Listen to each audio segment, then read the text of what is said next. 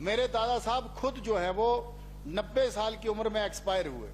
ऐसा कोई दिन नहीं होता था, मैं हाउस में बोल रहा हूं, जिस दिन वो उसका इस्तेमाल नहीं करते थे, पर वो करते थे लिमिटेड इस्तेमाल। एक तो हम जो स्नो बाउंडेड एरियाज में, रिमोट एरिया में रहते हैं, हमारी मजबूरी होती है, 6 महीने तो ठंड का आलम ऐसा रहता है, और भांग से जो है वो आपका, अगर आपके साथ घी और दही का सही मिश्रण है तो डाइजेशन भी जबरदस्त रहता है। मैं लीगली तौर पर कह रहा हूं, कई बार हम लोग होली के त्योहार में या किसी और त्योहार में या और त्योहार होते हैं, एक बार मैंने तो उसका सेवन किया था, लेकिन आप नहीं मानेंगे 4 दिन तक मैं तो खुद ही उठ नहीं पाया। मैं अभी एसपी चंबा से बात कर रहा था कि हमारे कितने लोग जेलों में हैं, विशेषकर चुरहा और जो हमारा डलहौजी का और ये बरमौर का इलाका है, लगभग 600 लोग जो हैं वो पिछले 5 सालों में अंदर गए और 400 लोगों पे अभी केसेस चले हुए हैं।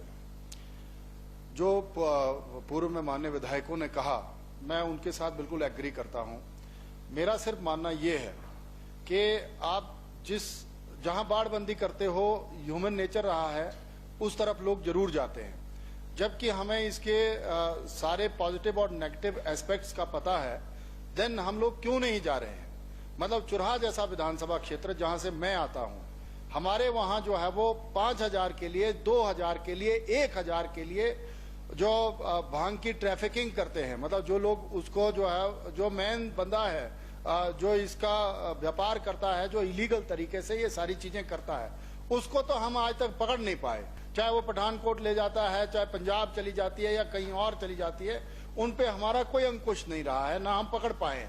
लेकिन जो इनोसेंट लोग हैं, जिसको 2000 की जरूरत है महीने में, 4000 की जरूरत है या 10,000 की जरूरत है, उन लोगों को जो है वो जेलें भर गई। मेरा भराड़ा जोन का इलाका ऐसा है जहां मुझे लगता है 6 पंचायतों में, भराड़ा है, लेसुई है, टिकरी है, बघईगढ़ है, चरड़ा है, चांजू है, देरा है, जसौरगढ़ है, द्योला है, यहां से लगभग ऐसा, अब तो मेरे ख्याल में 8-10 परिवारों में ऐसा कोई परिवार नहीं बचा है जहां से कोई ना कोई बंदा 10 साल के लिए, 14 साल के लिए, 9 साल के लिए अंदर नहीं हुआ है। ना सरकारें इस चीज को हम बता पाई कि भाई सच में ये इलीगल है, और अगर लीगल तरीके से तुम करना चाहो तो कैसे कर पाओगे। इसीलिए मेरा माननीय मुख्यमंत्री जी से निवेदन है, आप बहुत प्रोग्रेसिव सोच लेकर के प्रदेश को आगे बढ़ा रहे हैं, और सर आपसे हमें बहुत उम्मीद है। सर चुरहा हमारा, चंबा पूरा इन होल, और उसके साथ कुल्लू के लोगों ने बताया, जैसे मंडी, सराज और अपर, ये सारे इलाके हैं। मेरे दादा साहब खुद जो है वो 90 साल की उम्र में एक्सपायर हुए। ऐसा कोई दिन नहीं होता था, मैं हाउस में बोल रहा हूं, जिस दिन वो उसका इस्तेमाल नहीं करते थे, पर वो करते थे लिमिटेड इस्तेमाल। एक तो हम जो स्नो बाउंडेड एरियाज में, रिमोट एरिया में रहते हैं, हमारी मजबूरी होती है, 6 महीने तो ठंड का आलम ऐसा रहता है, और भांग से जो है वो आपका, अगर आपके साथ घी और दही का सही मिश्रण है तो डाइजेशन भी जबरदस्त रहता है। और आप जो हैं वो, नहीं सच्चाई है ये, वो तो सुंदर जी को पूछो। अब मेरा ये मानना है आप लोगों से, नहीं मैं कहा, आपने विस्तृत तरीके से कहा ना जी, तो नहीं हम तो पचा ही नहीं पाए। मैं लीगली तौर पर कह रहा हूं, कई बार हम लोग होली के त्योहार में या किसी और त्योहार में या और त्योहार होते हैं, एक बार मैंने तो उसका सेवन किया था, लेकिन आप नहीं मानेंगे 4 दिन तक मैं तो खुद ही उठ नहीं पाया। मतलब जो नहीं इसको कर सकते वो नहीं कर सकते।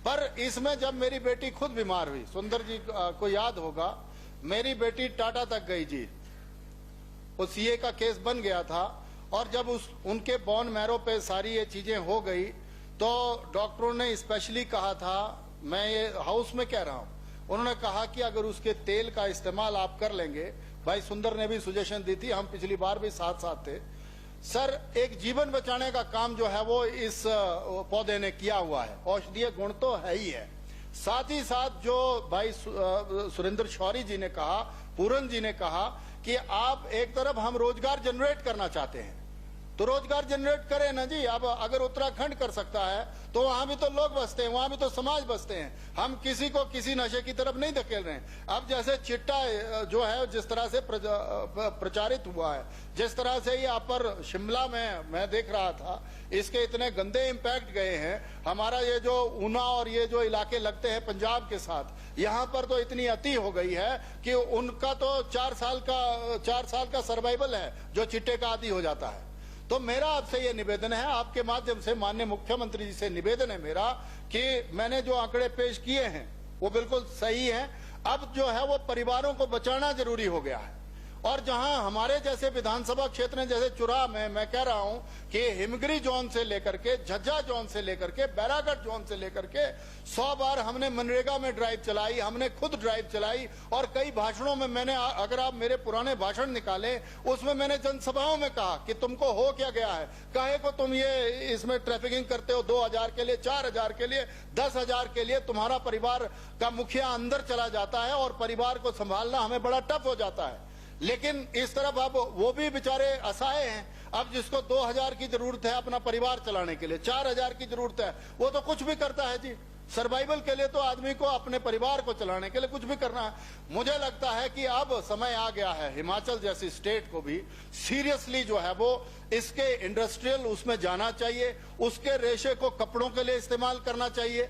और जो उसके जो भंगोलू हैं, मतलब जो उसका बीज है, उसको हम औषधीय तरीके से इस्तेमाल कर, जरूरी थोड़ी है कि उसको मल करके जो है वो उसको हमने आगे ले जाना है। तो मेरा मुख्यमंत्री जी से आपके माध्यम से निवेदन है सर, इसको हम उस तरह से लें सीरियसली। और इस बार आप जिस तरह से लगे हुए हैं, मुझे विश्वास है कि आप इस पर भी पॉलिसी या कोई एक्ट या कुछ कानून ले करके आएंगे और हिमाचल के जो रिमोट एरिया में बसे हुए लोग हैं उन जनता को भांग की खेती को लीगल करके जो है वो आप एक उपहार देंगे। आपने मुझे समय दिया सर, आपका बहुत बहुत धन्यवाद। जय हिंद।